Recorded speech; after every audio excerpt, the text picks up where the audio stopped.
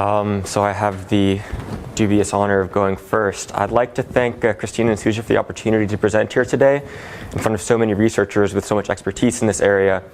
My project that I'm going to present today is new for me, so I hope you'll understand that it remains rough and very much in progress, but I hope that I can put out some ideas for consideration without getting too far off the mark. I'd like to begin with an article that Kevin Jones recently wrote on the state of the field in Middle Eastern labor history. I can't recapitulate his entire argument, but he suggests that the declining fashionability of labor studies has traced what seems to be an eclipse of the traditional organized working class in contemporary politics. The era of industrial class politics seems in some sense to have ended, and the dynamics of class consciousness formation in the late 19th and early 20th century appear less relevant to contemporary concerns. I'd like to follow Guy Standing, Timothy Mitchell, and others in their attempt to maintain a focus on material politics, but move it out of an orthodox Marxian context in which the focus is very much on the organized working class movement as a protagonist developing out of the crucible of relations of production. As Mitchell has shown, following on the work of Beverly Silver and Saskia Sassen, a variety of strategic positions exist within the economic field, and those positions are liable to be leveraged by actors even absent an overt organized class politics. What stitched together Mitchell's famous coal miners, and Sassen's domestic workers as groups was their ability or inability to use their strategic positioning in an infrastructural system to advance claims effectively. Extrapolating from this dynamic is an understanding of social relations as being produced in part by regimes of infrastructure, whether that be the mode of carbon extraction or the dominant mode of the organization of childcare. Bringing this approach to the 19th century port city would mean looking back to a time when the jurisdictional, political, and identitarian landscape of the region was in a great amount of flux, and it would mean decentering the sect as a category of analysis. The value of this is that it allows for a reconsideration of identity and its multivalent possibilities. I'm going to be laying out a thin and schematic description of my topic, both because of constraints of time and also because of constraints inherent in the documentary base. Hopefully I can get funding to do field research. Still, the limitations of a schematic description of historical phenomena must be reckoned with. In what follows, synthesis sadly comes at the expense of detail. I'll start by saying a few words about the agency I'm assigning to technology, and then I'll briefly describe the late 19th century Eastern Mediterranean port city context as it was co-produced by the infrastructure of marine transport. I'll try to make three arguments, which are all versions of the same argument. The weakest version of my argument is that the port ought to be more thoroughly examined as an actor in the historiography of Eastern Mediterranean port cities. Hopefully that bar can be cleared. A stronger argument that I'd like to make subsequent to that is that the historical and social relations of people living in those cities can be related to the port in a substantive way. I'd like to go beyond the homology between fragmented legal jurisdictions, fragmented ethnoscapes, parallel economies, segmented labor markets, and contested borders to suggest that they are more than metaphorically related, that integrating these pieces is worthwhile. And the strongest version of my argument, which I'll hopefully make it to at the end, is that insofar as the strategic positional power of the port workers was dissimilar to the positional power of other workers, their political manifestations were similarly unique. A quick word, by the way, I'm focusing on the Arab Eastern Mediterranean, so namely what is now the Levant and Egypt. So the former Ottoman territories of the Arab East. It is now relatively uncontroversial to say, as Langdon Winner did in 1980, that some technologies can strongly imply certain forms of political and social organization. The atom bomb, to use his example, requires an attendant form of social organization that is hierarchical, centralized, and predictable. Clearly, the atom bomb also responds to social conditions that lead to its construction.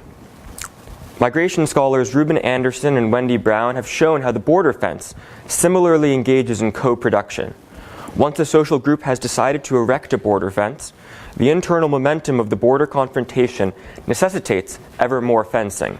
The fence reproduces itself. It is this sort of tack that I wish to take in this paper. Broadly, these examples express what Latour has called actor network theory. That is, neither the social nor material world is an autonomous sphere, but instead alliances of objects and humans work together in order to act. The seaport, to my mind, is a much more ambivalent infrastructure than the border fence or the atom bomb. In part, this is because the seaport is hardly itself an object, but is instead a complex array of objects: boats, docks, storage facilities, customs offices, ropes, cables, wires, and roads, and railroads. I do not wish to argue that there is a form of organization inherent in the port society. The port is as polyvalent as economic exchange itself. But I do wish to suggest that the port, as with any infrastructure, is productive in the sense that it can co-produce, along with other factors, social relations between people. I wish to add the port to migration studies, and in doing so bring migration studies into conversation with the so-called history of capitalism. Under the prevailing romantic gloss, the port suggests themes of dynamism, cosmopolitanism, diversity, conviviality, and nostalgia. The port, like the Mediterranean Sea, has the potential to be used to mystify rather than to concretize. But there is something that I would like to salvage from the romantic vision, and that is the observation that indeed the seaport of the late 19th and early 20th century was a driving force behind the formation of new cities that would come to be consequential in the political and social worlds of the hinterlands from which they sprang. And in their newness and flux, as well as in their staggering complexity as agglomerations of capital and of the trajectories of exchange, these cities were full of unstable relationships at the same time they rigidly segmented labor by ethnicity.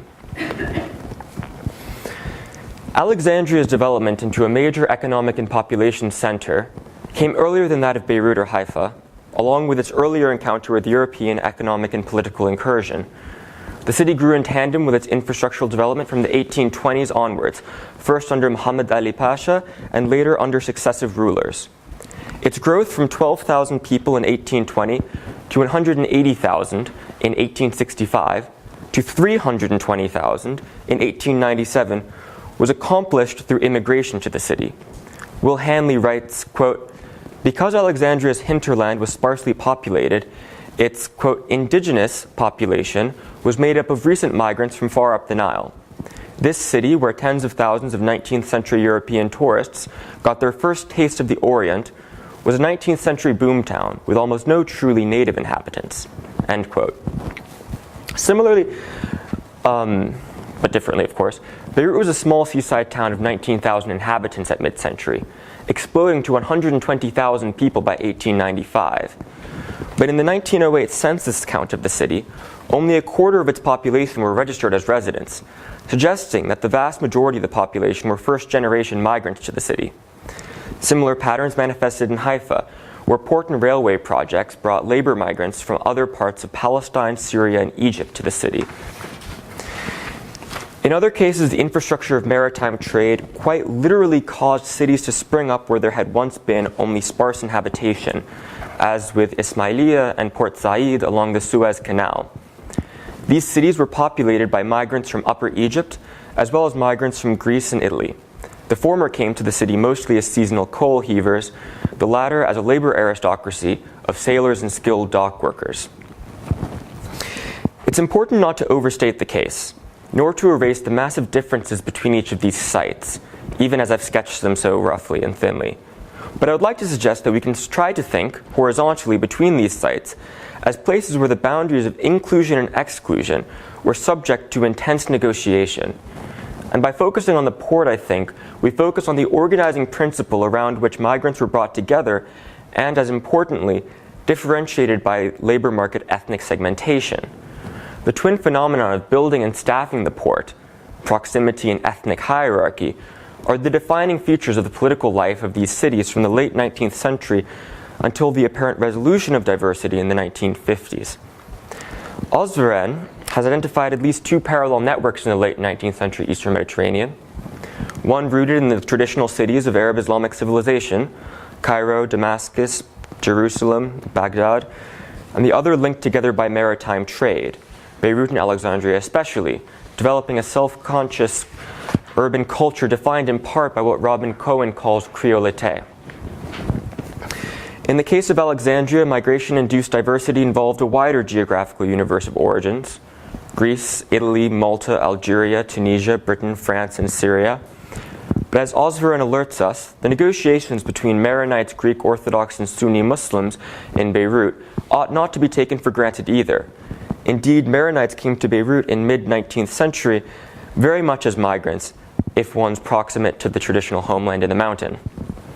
In Alexandria, the proximity of near and far Egyptian migrants, meaning those from the Delta area and those from Upper Egypt, Ottoman minorities protected under capitulatory treaties, foreign imperial subjects, and citizens of the European empires, along with special port zones and differentiated juridical infrastructure to attend to the diverse population, resulted in a labyrinth of statuses open to the strategic maneuvering of Alexandrians, who could declare themselves foreign or native in various situations as they are hailed by authority and systems of control. The minimalist civic politics of Beirut, wherein the primary political project was the promotion of the port as against competitors, Haifa, Tripoli, Saida, also left space for negotiations and maneuverings in terms of one's position within the political context of the city. If this reading of community politics sounds tendentious, I'd like to suggest that that might stem in part from a pre-critical acceptance of the boundaries of the nation. The rapprochement between Maronites and Greek Orthodox sects, for example, in the mountain and coastal areas of what is now the Republic of Lebanon, was not always a given. Finally, I'd like to quickly touch on the political activities of port workers and read them in terms of socio-technical agency. Beverly Silver has calculated that the transportation sector has been the most restive industrial sector over the past 150 years, accounting for 35% of labor unrest incidents. Within that sector, ship and dock workers accounted for 52% of unrest in the same time period, which is remarkable considering the competition they faced by railroads in the 19th century and airplanes increasingly in the 20th. In Alexandria, the first strike action by Arab Egyptian workers occurred in 1882, when several thousand coal heavers working indirectly for foreign shippers through an abuse-prone subcontracting scheme in Port Said went on strike. Lebanon's first major strike was not until 1908 and was carried out by the dock workers of the French-owned port company, followed then by employees of the foreign-owned gas company. Haifa joined Beirut later in 1908, in what may have been its first industrial action, when it participated in a region-wide boycott of Austro-Hungarian merchandise in retaliation for the Austro-Hungarian annexation of Bosnia and Herzegovina. By all indications, the ports remained sites of unusually intense industrial activity, along with other foreign-owned large-scale infrastructure corporations like tram companies and gas companies. The ports were the sites of worker manifestation over wages, work conditions, and the organization of labor, for example in Egypt the Shoyukh system, simultaneously with there being sites of patriotic Ottomanist, Arabist, Palestinian, or Egyptian demonstration. Notably in the 1960 Cleopatra incident, in which the Arab ports boycotted American ships in retaliation for U.S. support for Israel. I'd like to suggest here and in conclusion the strongest claim of this paper, namely that these industrial actions can be grouped together and also set off a ways from industrial actions in other sectors because of the specificity of the port as an actant in a social technical network that provided workers with the literal means of contestation. Their control over strategic infrastructure enabled them to make claims, and it is perhaps by virtue of this infrastructure that they were able to jump scales between the work site, the city, the nation, and the world stage, and collapse the distinctions between employer domination and foreign domination and the peripheralization of the region. In doing so, they made use of the port both as a nodal point from which to exercise power over commodity flows and also a symbolic resource, or at least that's what I hope I will eventually be able to prove. Thank you.